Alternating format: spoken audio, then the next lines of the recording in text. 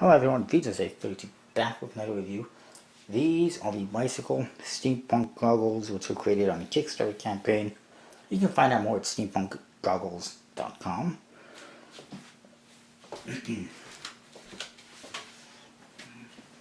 This has two decks.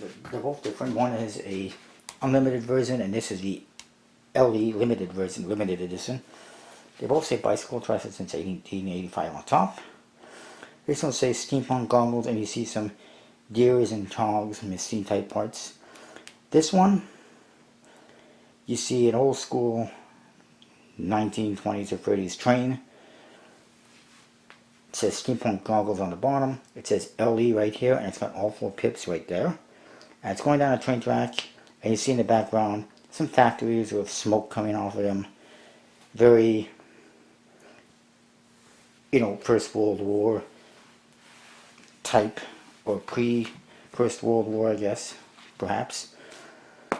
And on the one side it has all four pips, mirror imaged, Heart Diving Club spade, pretty cool. The other side, of course, the same thing. Top, more of the same, and it says steampunk goggles are come underneath the seal, from what I can tell. And then the bottom, I have some USB-C info. The back, so it's the back design and cards. It has the same artwork as the front of the box, except mirror imaged. This one has a standard seal. This one has a custom seal, which has the spade pip on it, which has a clock within it, very steampunky, and we'll get into that in a bit. And then on the flap, you got some bicycle trademark stuff. Okay, inside you do get a ad card, which could potentially always be used as a for a joker. It says steampunkgoggles.com on top, and you see an artist sitting at a table, mirror image, drawing a steampunk goggles back design. You flip it over and it says mleesillustration.com. I guess he's one of the artists, or the artist. Back design says steampunk goggles, mirror imaged, lots of machine parts, cogs, gears, etc. Borders a little bit on the thick side, but not, it's not overly bad, I guess, but it is thick. And I'm not sure why they felt the need to put steampunk goggles on the back design, but it is what it is. You do get a double backer. Jokers. You get this guy, which looks like a butch chick. I'm not sure if it is a butch woman or if it's a guy, but it looks pretty testy for a guy.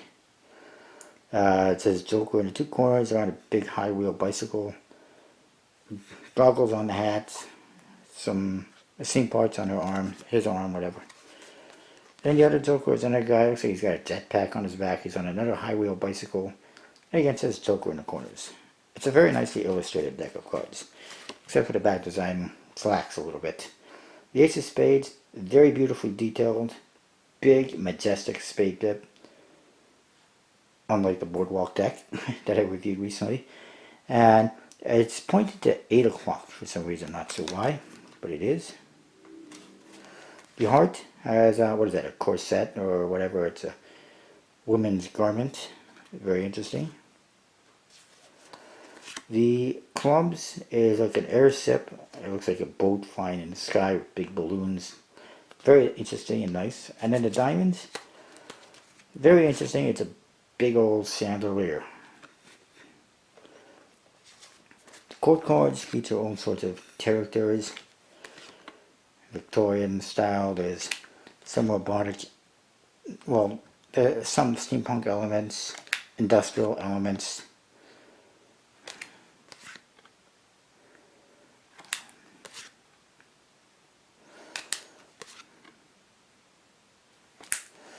One thing that I will say is they feel like they're, they are and they feel to me like they are missing a pip in there to help identify what it is, but it's not the end of the world. They're pretty nice, but they would be a little bit difficult to play cards with because they're unfamiliar.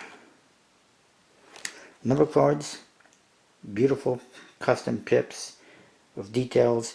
Notice they have a black border around them and the details and everything are in black. I'll show you why in a moment.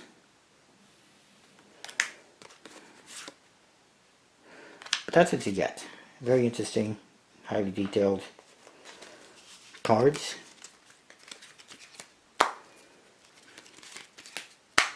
Like I said, the back design a little bit odd. The border is a bit thick, but you do get a bicycle stock, aircrest and finish, completely 100% custom deck. And like to me, I feel that with all the amount of effort they put into the custom pips, custom cord cards, I think they should put a teeny bit more effort into the back design instead of just putting steampunk goggles on it. My opinion. And you don't have to agree with it. Now we go on to the limited edition one, which I guess they only printed 2,500 of. They could have just done a different box like a lot of people do, but they went ahead and did different cards. You get the trademark stuff on the flap, custom seal, with this fake tip on it. You get the same card. You get a double backer. This is what the back design looks like. I don't understand the borders, why they did that. It doesn't match the faces. It doesn't really make sense. And it looks a little bit unattractive in my opinion. I don't want to say ugly, but it's unattractive for sure. They do say steampunk goggles on there. Get the 4 little pips. It says LE. It's hard to see, but it's same train as the front of the box. Same train tracks, buildings and everything. Pretty cool. I just don't see why they need to put that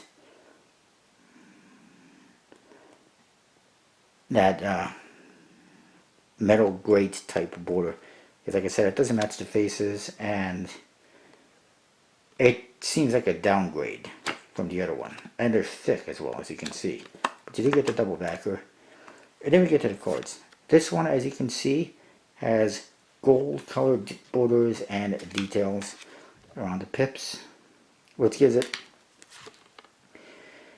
that limited edition feel. But the back design, in my opinion, not so much. It kind of kills that for me a little bit. But outside of that, quote cards are the same, number cards are the same, aces are the same. But they did change the elements there, the details around the pips and the borders to gold, which is nice. And again, same stock and finish, the handle grid. It looked pretty interesting, very unique. And that's that. That is the steampunk goggles, and I'll see you next time.